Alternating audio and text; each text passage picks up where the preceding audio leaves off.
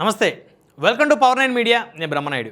ముందుగా మన power 9 media ప్రేక్షకులకి వీక్షకులకి నా హృదయపూర్వకమైన ధన్యవాదాలు. ఇంకా మన ఛానల్ ఎవరైనా సబ్స్క్రైబ్ చేసుకోకుండా ఉంటే వెంటనే మన పవర్ 9 మీడియాని సబ్స్క్రైబ్ చేసుకోండి. ఇక టాపిక్లోకి వెళ్తే అంబటి ఒకరోజు నిరాహార దీక్ష చాలా ఆసక్తికర పరిణామం చోటు చేసుకుంది ఈరోజు గుంటూరు నగరంలో. మాజీ మంత్రి వైఎస్ఆర్ కాంగ్రెస్ పార్టీ సీనియర్ నేత అంబటి రాంబాబు మరి తన నివాసం మీద జరిగినటువంటి దాడికి సంబంధించి ఎవరైతే దాడి చేసినటువంటి వ్యక్తులు ఉన్నారో వారి మీద కఠినంగా చర్యలు తీసుకోవాలని చెప్పేసి ఆయన ఈరోజు ఒకరోజు నిరాహార దీక్ష కూర్చున్నారు. మరి ముఖ్యమంత్రి చంద్రబాబు నాయుడు గారిని ఉద్దేశించి అంబటి రాంబాబు గారు చేసినటువంటి వ్యాఖ్యలు ఏవైతే ఉన్నాయో ఆ వ్యాఖ్యల తర్వాత మరి టీడీపీ క్యాడర్ ఆగ్రహావేశాలకి గురైంది. దాదాపు 7-8 గంటల పాటు గుంటూరు నగరంలోని మాజీ మంత్రి అంబటి రాంబాబు నివాసం మీద టీడీపీ శ్రేణులు దమనకాండ సృష్టించారు. అంబటి రాంబాబు నివాసంలో చొరబడి వందలాది మంది టీడీపీ శ్రేణులు మరి అంబటి నివాసాన్ని ధ్వంసం చేశారు. అదేవిధంగా ఆయన కార్యాలయానికి నిప్పు పెట్టారు, ఆయన కారుకి సైతం నిప్పు పెట్టారు. సాక్షాత్తు ఈ దాడిలో గుంటూరు పశ్చిమ నియోజకవర్గ ఎమ్మెల్యేగా ఉన్నటువంటి గల్లా మాధవి గారు భర్త గల్లా రామచంద్రరావు గారు కూడా ఈ దాడిలో పాల్గొన్నారని చెప్పేసి మరి అంబటి రాంబాబు గారు ఆవేదన వ్యక్తం చేసే పరిస్థితి ఉంది. అదేవిధంగా వారి విజువల్స్ కూడా మరి మనం గతంలోనే చూసాం. గల్లా మాధవి గారి భర్త సైతం కూడా అంబటి రాంబాబు నివాసంలోకి చొరబడినటువంటి విజువల్స్. అదేవిధంగా మరికొంతమంది టీడీపీ నేతలు పెద్ద ఎత్తున 7-8 గంటల పాటు మారణ హోమం సృష్టించినటువంటి ఘటన గుంటూరు నగరంలో వెలుగు చూస్తుంది. ప్రజాస్వామ్యంలో ఎవరినైనా ప్రశ్నించవచ్చు, ఎవరినైనా క్వశ్చన్ చేసేటువంటి అధికారం కానీ వారి మీద విమర్శలు చేసే అధికారం ఉంది. కానీ విమర్శ హేతుబద్ధంగా ఉండాలి, విమర్శ హద్దు దాటకూడదు.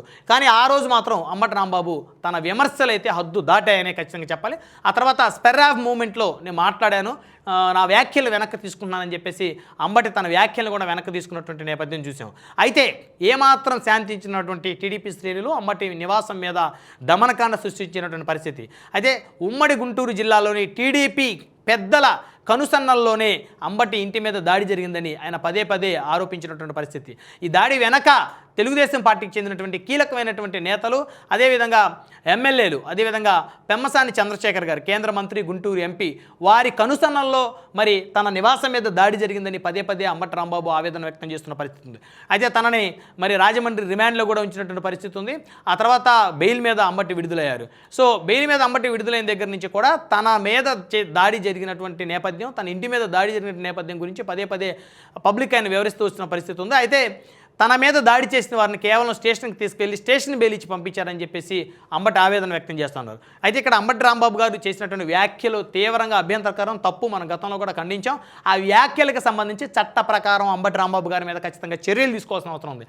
అదేవిధంగా చట్టాన్ని చేతిలోకి తీసుకొని ఒక మాజీ మంత్రి ఇంటి మీద దమనకాండ సృష్టించి తన కార్యాలయానికి నిప్పు పెట్టి తన వాహనాలకు నిప్పు పెట్టినటువంటి ఎవరైతే వ్యక్తులు ఉన్నారో తెలుగుదేశం పార్టీ ముసుగులో చేసినటువంటి వ్యక్తులు, వారి మీద కూడా కఠినంగా చర్యలు తీసుకోవాల్సినటువంటి అవసరం అయితే ఖచ్చితంగా ఉంది.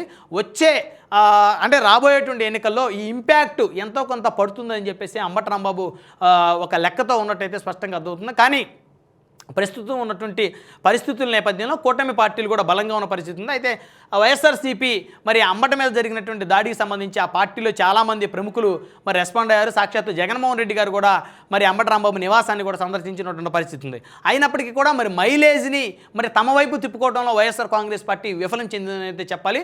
మొత్తానికి అంబటి నివాసం మీద దాడి చేసినటువంటి వారి మీద కఠినంగా చర్యలు తీసుకోగలిగితే, ఒకవేళ ప్రభుత్వాలు మారినప్పటికీ కూడా కూటమిలో ఉన్నటువంటి ఎవరైతే నాయకులు కనుసన్నల్లో దాడి జరిగిందని అంబటి చెప్తున్నారో వారికి కూడా ఇబ్బందికర పరిస్థితులు ఉండవని చెప్పాలి. ఇదే విధంగా కనుక కూటమి ప్రభుత్వం ఆ నివాసం మీద దాడి చేసిన వారి మీద కనుక చర్యలు తీసుకోకుండా కనుక ఉండి కాలయాపన కనుక చేస్తే ఖచ్చితంగా ఒకవేళ ప్రభుత్వాలు కనుక మారేటువంటి క్రమంలో వైసీపీ శ్రేణులు కూడా అదే విధమైనటువంటి దాడులకు తెగబడేటువంటి ప్రమాదం ఉంటుంది. ఆ రోజు ఎవరు కూడా ప్రశ్నించేటువంటి పరిస్థితి ఉండదు. ఎందుకంటే అంబటి నివాసం మీద దాడి చేసిన వారిని కనుక కట్టడి చేసి వారికి కఠినమైనటువంటి చర్యలు కనుక వారి మీద కనుక తీసుకోగలిగితే రానున్న రోజుల్లో శాంతి భద్రతలకు ఎలాంటి విఘాతం ఉండదని చెప్పొచ్చు. అంబటి తన మీద జరిగినటువంటి దాడికి సంబంధించి ప్రతిరోజు కూడా రగిలిపోతున్నటువంటి పరిస్థితి ఉంది. సో మొత్తానికైతే ఈరోజు ఆయన ఒకరోజు నిరాహార దీక్ష కూర్చున్నారు గుంటూరు నగరంలో, తన మీద దాడి చేసినటువంటి వారిని కఠినంగా శిక్షించాలని చెప్పేసి. అయితే ప్రభుత్వం ఏ మేరకు మరి అంబటి నిరాహార దీక్షకి సంబంధించి ప్రభుత్వం ఏ విధంగా రెస్పాండ్ అవుతుందనేది వేచి చూడాల్సినటువంటి అవసరం ఉంది.